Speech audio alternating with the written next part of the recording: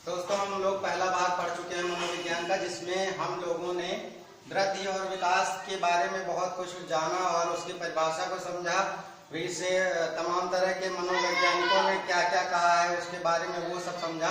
अब समझते हैं मानव विकास की महत्वपूर्ण अवस्थाएं और उनकी विशेषताओं के बारे में। तो रॉस महोदय के अनुसार बालक के विकास की निम्नलिखित 4 महत्वपूर्ण अवस्थाएं हैं। पहली है शैशवावस्था 1 साल से 5 साल, दूसरी है बाल्यावस्था 5 से 12 साल, तीसरी है किशोरावस्था 13 से 18 साल, चौथी है वयस्क या प्रौढ़ावस्था 18 साल से ऊपर। ये आपको याद करना पड़ेगा क्योंकि किशोरावस्था अक्सर पूछ लिया जाता है परीक्षा में, कितने साल से कितने साल तक होता है। अब मानव विकास की समस्त अवस्थाएं और उनकी विशेषताएं। पहले आती है गर्भावस्था, जिसमें भी 3 अवस्थाएं होती हैं, डिंबावस्था, पिंडावस्था और भ्रूणावस्था। गर्भावस्था से 2 सप्ताह तक डिंबावस्था होती है, फिर पिंडावस्था तीसरे सप्ताह से दूसरे महीने तक।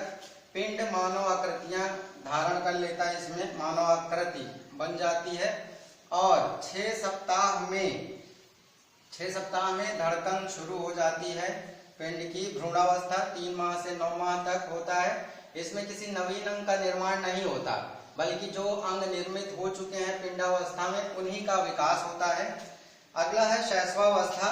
फ्रायड ने कहा है मानव को जो कुछ बनना होता है प्रारंभिक 5 वर्षों में ही बन जाता है, यानी इसको बालक का निर्माण काल कहा जाता है।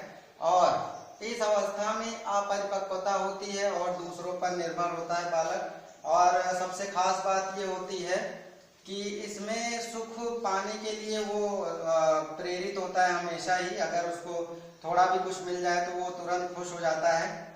बाल्यावस्था, सामाजिकता और नैतिकता का विकास। इस अवस्था में ये सबसे जटिल अवस्था मानी जाती है क्योंकि सारी सामाजिकता एवं नैतिकता का विकास इसी में होता है। जिज्ञासाएं प्रबल होती हैं।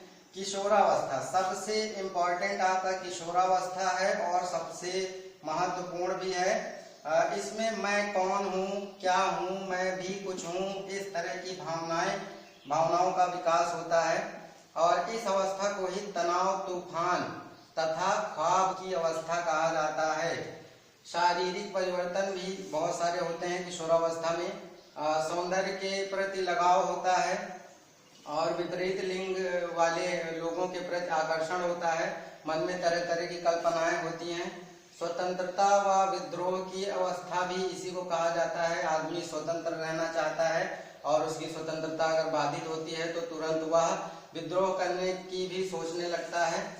और दूसरे सबसे लास्ट चीज इसकी जरूरी जो है, समायोजन क्षमता का अभाव, यानी समायोजन नहीं कर पाते हैं समाज के साथ या घर परिवार के साथ।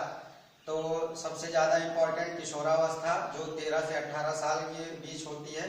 फिर प्रौढ़ावस्था, फिर पारिवारिक जीवन या गृहस्थ जीवन की गतिविधियां इसमें शुरू हो जाती हैं। उतना खास है नहीं। वास्तविक जीवन की अंतःक्रियाएं, सबसे अधिक विकास इसी प्रौढ़ावस्था में होता है क्योंकि उसके ऊपर जिम्मेदारियां तमाम आ जाती हैं। तो इसमें सबसे ज्यादा विकास इसलिए होता है। फिर अंतिम है वृद्धावस्था। ये बाल्यावस्था की तरह अति संवेदनशील अवस्था होती है। इसमें आदमी आध्यात्मिक चिंतन करना शुरू कर देता है घर परिवार से छुट्टी पाके।